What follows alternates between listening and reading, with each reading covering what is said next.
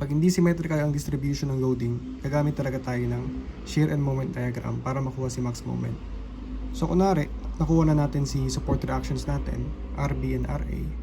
Ayan na siya. Tapos ito yung ating point load. Tapos etong blue yung ating uniformly distributed load.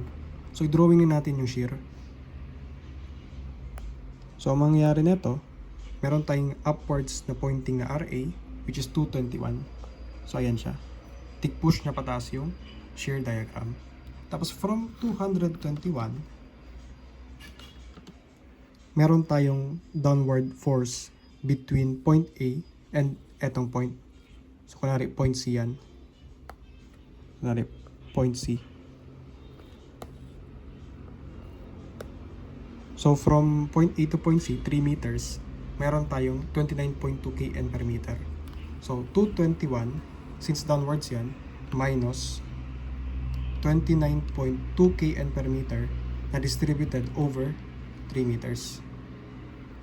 So ang mangyayari, siya ay magiging 133.4. So binaba natin siya gamit yung blue. Then pagdating natin sa point C, meron naman tayong downward force, 134. So ibig sabihin, 133.4, babawasan natin yan ng 134. Kasi downwards mo siya. Kaya ima-minus natin. So kinagabasan is negative 0.6. So from this point, ibabagsak siya papunta sa negative 0.6. Then from point C to point B naman, meron naman tayong uniformly distributed load na 29.2.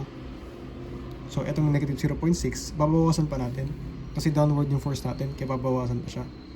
Minus 29.2 times a distance of 6 meters. So kinagabasan niya is negative 175.8.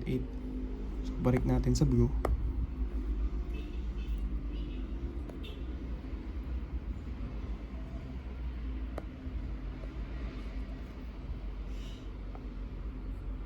Yan. So para masiro natin, ano ko na siya, estimate ko siya na round off ko siya na negative 176. Kasi pagdating natin sa point B, meron tayong upward force na naka-round off din 176. So ipupush niya pataas yung graph natin. Ayan. So diyan nagtatapos yung shear diagram. So para makuha natin yung max moment, hahanapin natin kung saan tumama sa 0